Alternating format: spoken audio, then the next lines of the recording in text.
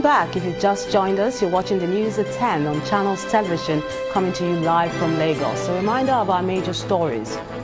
President Muhammadu Buhari launches Nigeria's economic recovery and growth plan, restates his administration's commitment to creating self-sustaining economy. Kaduna State holds second investment summit. Governor Nasir El-Rufai highlights his administration's plans to make the state an investment destination. Another suicide in Lagos as senior naval officer shoots himself dead.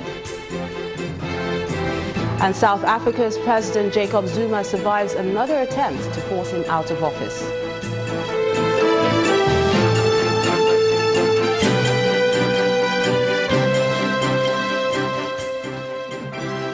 For more on our top stories and others, please visit our website, channelstv.com and youtube.com/channelsweb.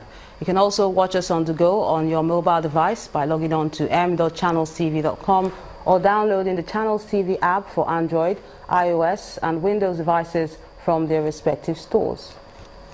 Having the Channels TV and Channels 24 app will give you access to news and updates. You also have the Eyewitness feature, so you too can be a part of the news. Just install the app, then tap and swipe to reveal the Eyewitness menu and follow the instructions to share those pictures, videos or news of happenings around you. Now let's continue with the Kaduna Investment Summit. The Governor, Nasir El-Rufai, says his administration is repositioning the state as an investment destination. He was speaking at the summit, which had in attendance industrialists, traditional rulers, media owners and government functionaries. Industry players, public office holders and leaders of thought gather at the second Kaduna Economic and Investment Summit. The summit is convened by the state government to showcase its economic potentials in order to attract the desired investment needed to reposition it as a destination of choice for investors. The system is such that, drawing lessons from the success of the maiden edition in 2016, Governor Nasir El-Rufai says his administration has put in place the necessary regulatory framework to ease the cost of doing business in the state. We have improved the pace at which we do land allocation, and we are signing certificates of occupancy at a very, very fast rate of over 300 CFOs every week. We've maintained our capital to recurrent expenditure ratio at 60-40 and also maintained a sustainable debt position in line with the Debt Management Office criteria. We've continued to work on eliminating waste and other unjustifiable expenditure. We've worked on improving economic growth through investment in economics and social infrastructure.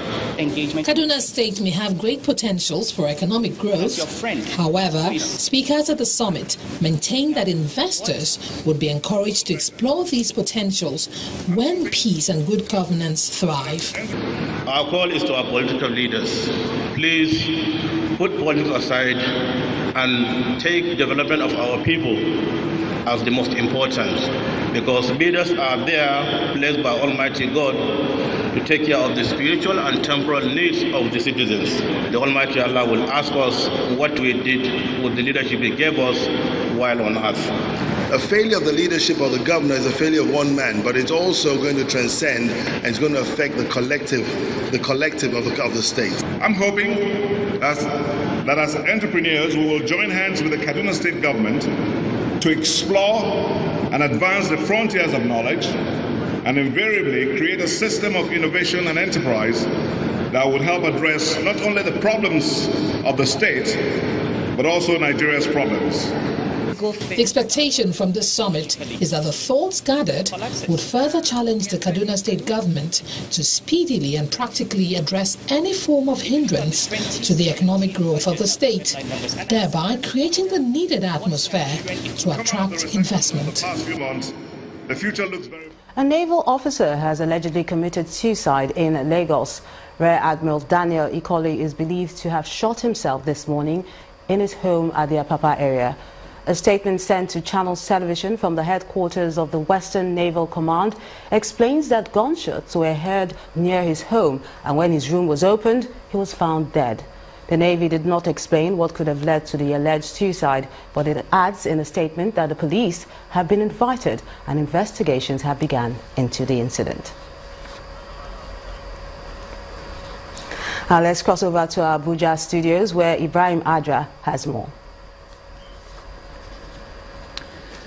Hello, Melinda. Let's begin from the National Assembly, where lawmakers in the House of Representatives have overwhelmingly rejected a constitutional amendment that would enable the National Assembly to remove a state governor or his deputy.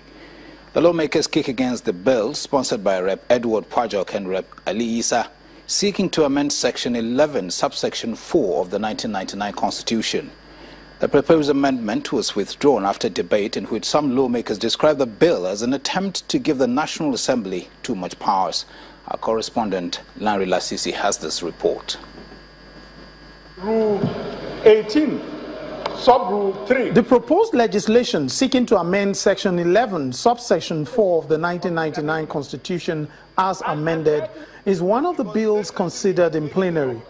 According to the sponsors, the bill seeks to extend the powers given to the National Assembly by the Constitution to take over the legislative duties of a state and empower them to remove a state governor or deputy governor. A power, the lawmakers say, was granted by the 1979 Constitution but taken away by the 1999 Constitution. Mr. Speaker, a situation may arise one day where the governor himself may be the one that will instigate the crisis that will warrant us invoking the power to remove the House of Assembly. Then he will sit down there and be the beneficiary, and then will be powerless and impotent in doing anything about it. Mr. Speaker, we think that let's go back to the decision where it was in 1979. The response of other lawmakers is clear, prompt, and direct. The powers that the National Assembly currently has to temporarily, and that's the emphasis of the word, temporarily take over powers of the House of Assembly should not extend to, as the bill is saying, removal of a governor or a deputy. And anybody who has problems with his governor, go home and settle it. To say that we should come here and be removing some people's governor for them, it's not going to happen. Observing the mood of the House, the Deputy Speaker who is presiding makes this call. I'll give Honorable Pajok that opportunity, having heard your colleagues. At this stage, we now step down.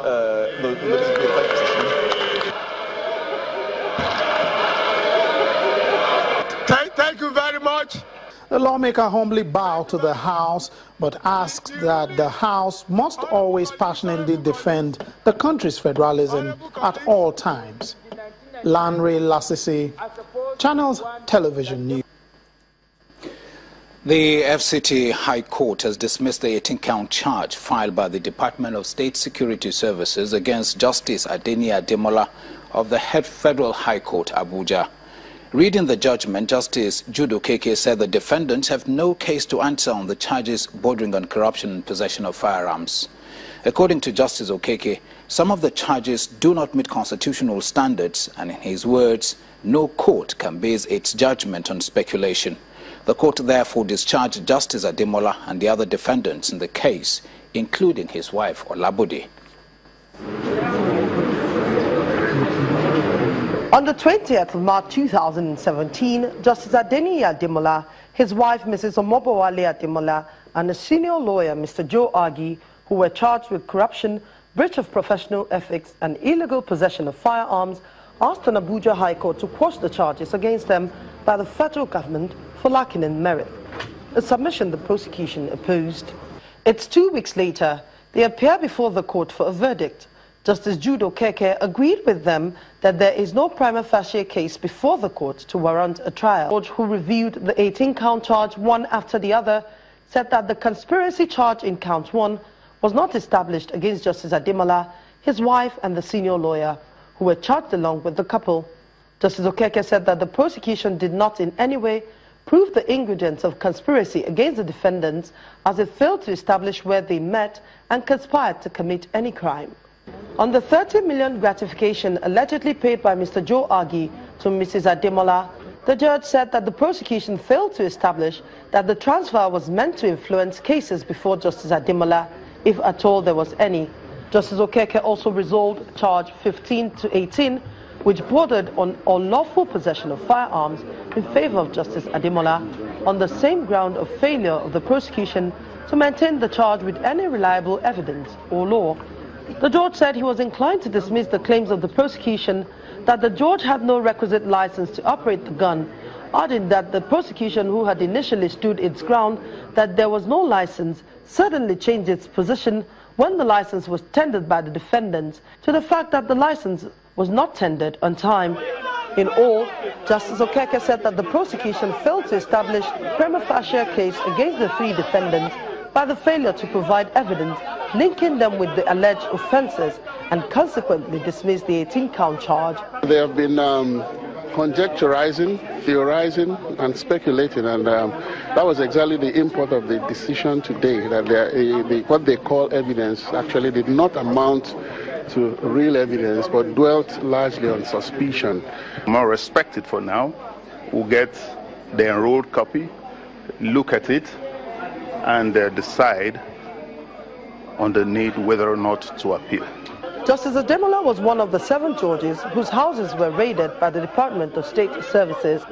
Amaka Okafo, Channels Television News. And still talking legal matters, a Director of Administration at the Independent National Electoral Commission, INEC, Christian Nwosu, today pleaded guilty to a charge of receiving 30 million naira for the purpose of manipulating the outcome of the 2015 general elections. He received the sum out of a total of 264.88 million naira, allegedly used by the former Minister of Petroleum, Diezani Alison Madueke, to bribe some officials of the electoral body ahead of the conduct of the elections. The EFCC prosecutor, Rotimi Oyedepo, told the court that the money is a small fraction of a larger sum of $115 million, which the former Petroleum Minister allegedly diverted. The Economic and Financial Crimes Commission, EFCC, arraigned 3 officials of the Independent National Electoral Commission, INEC, on a 7-count charge of conspiracy, acceptance of gratification, and money laundering. They allegedly received the money as bribe to compromise the outcome of the 2015 elections. The bribe was allegedly given by former Petroleum Minister, Mrs. Diezani Alison Madueke. In the first charge, the EFCC alleged that Mrs. Alison Madueke, who is said to still be at large, one Yisa Olanrewaju Adedoyin, and another Tijani Bashir, about the 27th of March 2015, conspired to directly take possession of the sum of 264,880,000 naira. The other counts broke down the amount each person allegedly received, and in count 5, Yisa Adedoyin was alleged to have accepted 70,050,000 naira cash from the third defendant, Tijani Bashir, who in count 6 allegedly took possession of the sum of 164,880,000 naira. When the charges were read to all 3 defendants, 2 of them pleaded not guilty, but the first defendant, a Director of Administration at INEC, immediately admitted to receiving the 30 million naira as alleged by the EFCC.